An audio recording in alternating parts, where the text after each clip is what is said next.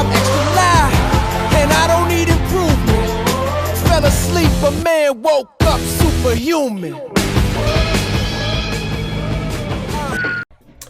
Hello internet, how's it going? Welcome back to the John Grave Show. Today I really wanted to talk to everybody about this wonderful little thing that kind of was going on in Fire Force. Now I've been watching that show since it first came out, and it's up to episode 11. Sorry, I was gonna make a separate video about this, but Fire Force is on hiatus for a good 3 weeks.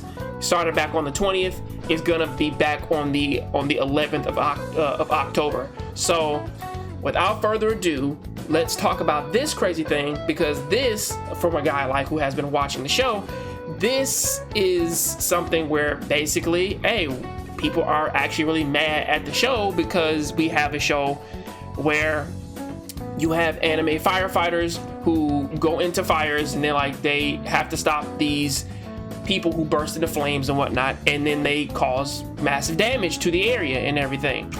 So basically, one of the firefighters in question is this young girl named Tamaki, and believe me, she is supposed to be a tiny cute little cat girl. Well, not actually a cat girl, but her powers, because she has the ignition powers, because the characters who can create fire, they create it in very specific ways, and she decides to take her fire powers, and she gets little cat ears, and she gets 2 cat tails and cat claws, and basically she acts like a cat, gives her speed and all this all this crazy stuff, all the abilities of a cat with the added with the addition of fire. Pretty cool, right? Problem is that some don't necessarily like how she's being portrayed in the show, because if you go from cause I think she first debuted in episode 3 and whatnot, when basically they were doing when they were doing the fire tests and whatnot, when they were doing fire drills or whatnot, to save people, and basically she walks up to Shinra, and or at least the main character, and when he tries to basically stop her, right, somehow his hand gets under her bra, or if not that, basically his hand gets underneath her underwear, and he grabs her butt and whatnot, because every single time that she does anything, it's shown within this show that basically the universe is trying to get these two together, is trying to get her and the main character together in some goofy kind of way and whatnot, to where that they kind of overdo the slapstick comedy, where basically when they were eating at the mess hall and whatnot, she swung at somebody, and then somehow she tripped and landed on the main character's head or whatever. Or most likely she's the one character who kind of gets hit with fire and her clothes blow off and everything, or just like that her clothes burn off and all that crazy stuff, and some people kind of have a problem with that, because it's she shouldn't be wearing this, they they have this and that to learn and whatever. And I'm if you actually look at her costume, right, her costume is just her in her regular, let me see if I can find it. Basically her costume is just 1 second.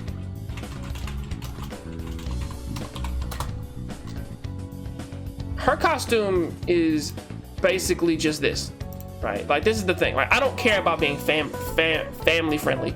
This is what this is what her Fire Force uniform looks like. She wears the same outfit as everybody else. The thing is she just likes to have her shirt open. She likes to have her jacket open is all.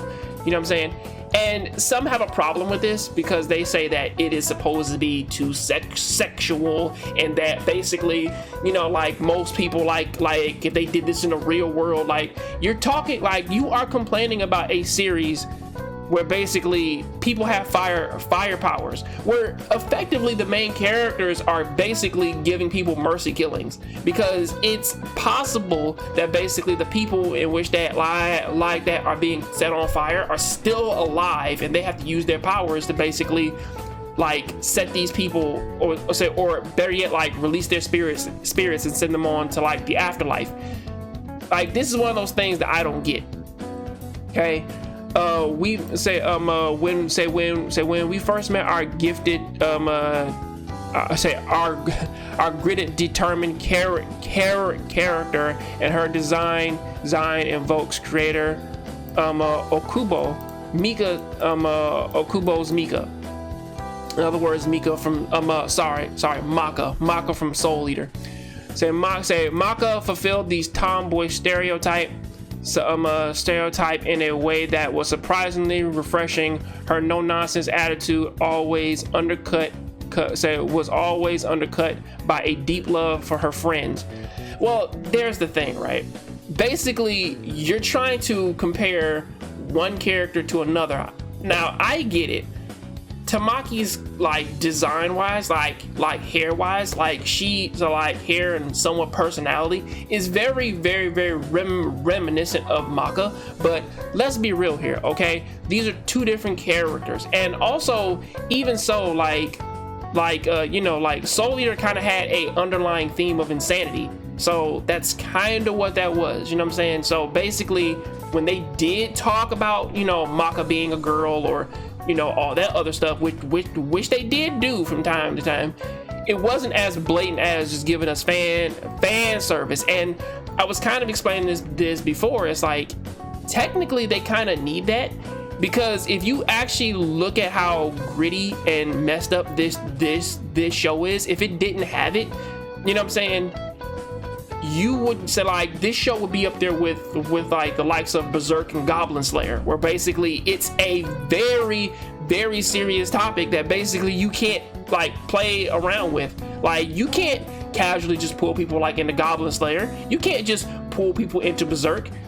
Like, they kind of need that here to kind of like make things a little bit more fun. Not all female fighters in anime are fated to fall so hard. Neon Genesis Evangelion's Asuka was used less like a cheerleader for Shinji's development and more like a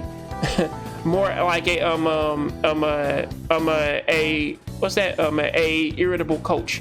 Her vulnerabilities were drawn out from her own personal insecurities and her eventual downfall.